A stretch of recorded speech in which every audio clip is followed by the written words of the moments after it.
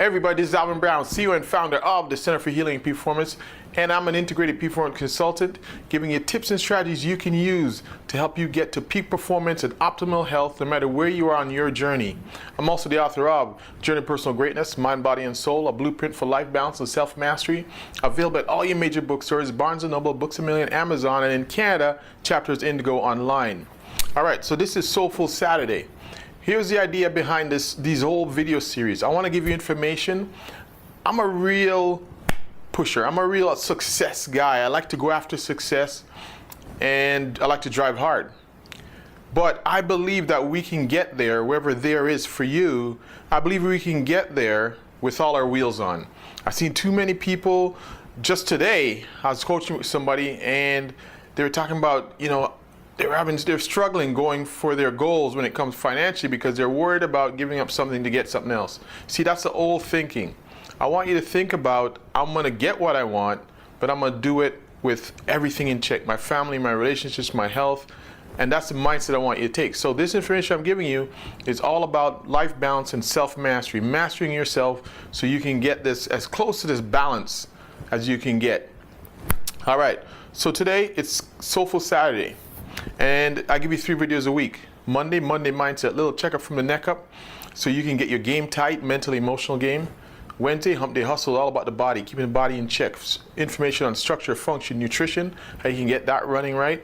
And Saturday, today, Soulful Saturday, about nurturing the soul, feeling abundant, feeling like you deserve to have the riches that are coming to you. And that's what it's all about. That's how we flow. All right, so today I want to talk about a quote I saw online, and I thought was an interesting quote to expand on. It said, "Suffering is not holding you, you are holding suffering." And that's by Buddha. So let's think about that for a minute. Suffering is not holding you, you are the one who are holding on to suffering. And when you think about it, suffering can mean anything.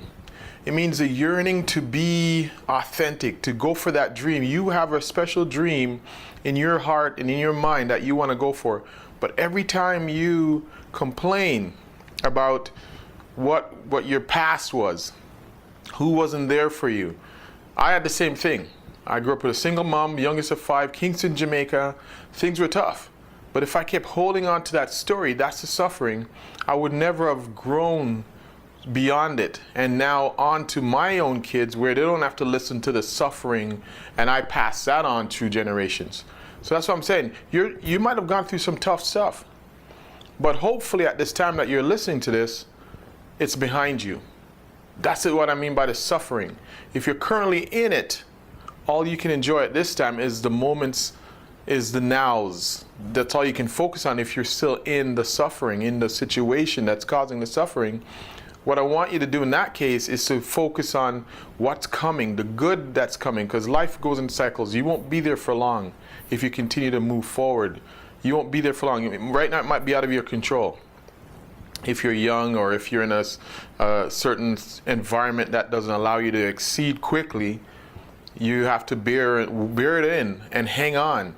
I know it's easy to say because I'm not there at this moment, but that's what you must do. When you're going through fire, it was said by a quote that was left behind, when you're going through fire, you might as well keep going. You don't stop in the middle or else you're going to burn. You just got to keep going, even though those times seem tough. So to recap on what I'm saying though, when it comes to you holding on to suffering, examples of that are someone who's complaining all the time. Like I'm a victim of it too. I caught myself going through the suffering, holding on to it, complaining about what's wrong constantly.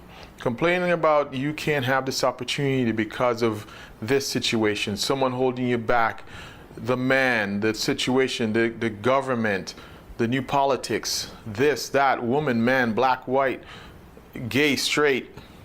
Something's holding you back apparently, and that's the suffering. When you continue to live in it, there's no way you can move through it, above it, and become a victor over it and not a victim. So I want you to think about that. Get in your journal. I have the journal here that I give to my clients, and we'll put one in the insert there. The journal, get yourself a journal, any journal. I want you to write down in your journal, what is it that I am holding on to, that I need to let go of? A past relationship that you got hurt, and now you take it into other relationships, and they become they get the shrapnel of that old relationship, and you can't let that go. Maybe that's it. Maybe it's a business that failed, and now you can't let that go because you can't open up and move to the next level. You didn't learn from it. You're just holding on to it, and it's causing you to hold on and not move forward. What is your suffering? I want you to write that down and talk about how can I, let that suffering go? What do I need? Here's another question for you to ask yourself. What do I need to let the suffering go? Is it to write a letter to the person?